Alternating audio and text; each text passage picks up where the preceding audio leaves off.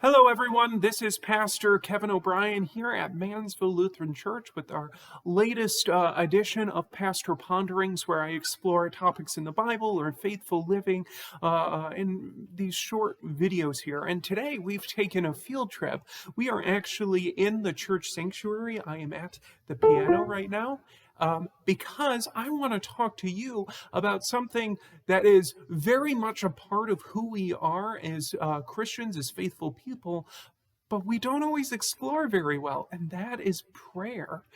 We are entering the season of Advent. This Sunday is the first Sunday of Advent, which leads up to Christmas as we anticipate in Advent the second coming of Christ.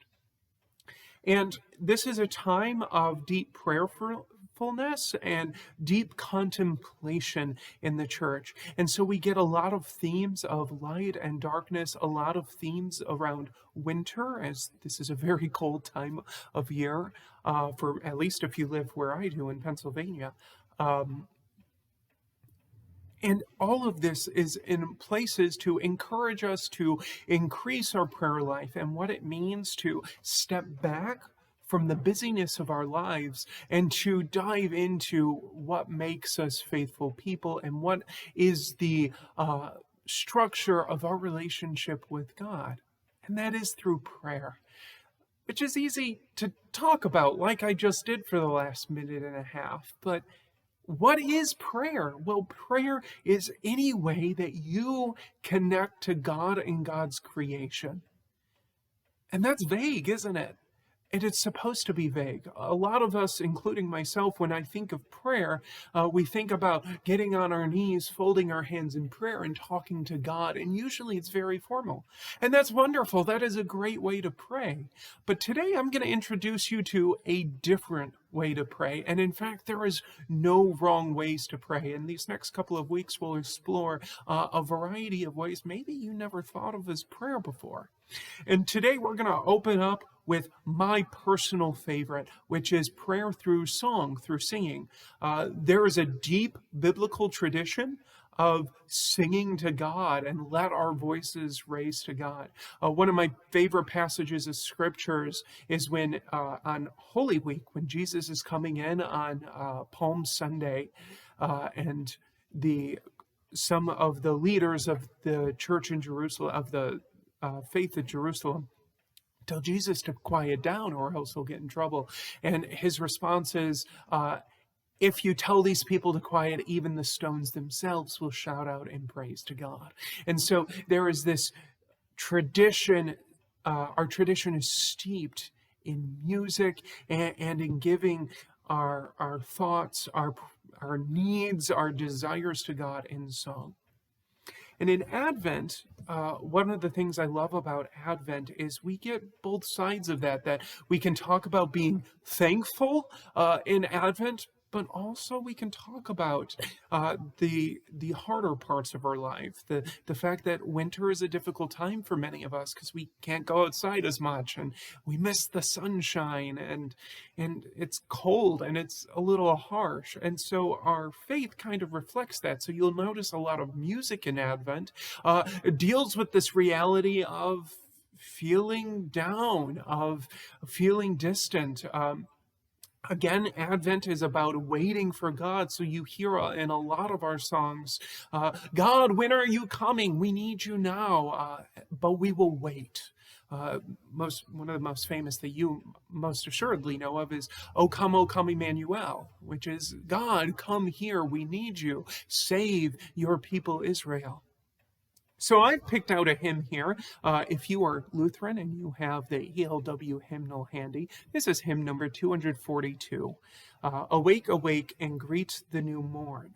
And what I love about this is myself and perhaps you, I've been really having a difficult time praying lately. You know, there's a lot going on in this world, and I've felt stressed and just kind of terrible with all the fighting and then the realities of COVID and the complications of that. And so I come to God in song.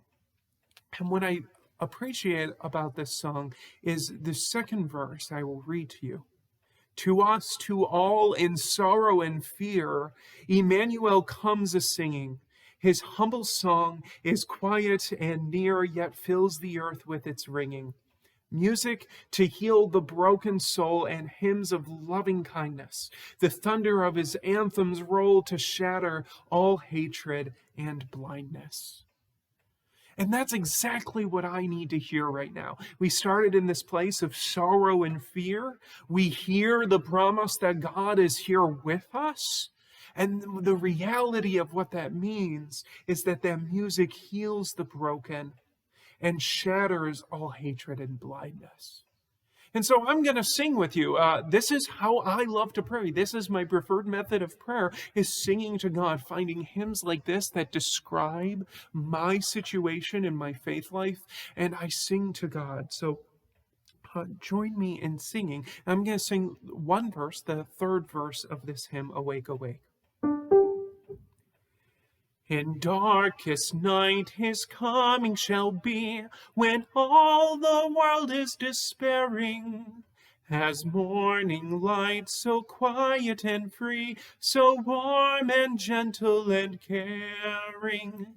Then shall the mute break forth in song, the lame shall leap in wonder, the weak be raised above the strong, and weapons be broken asunder.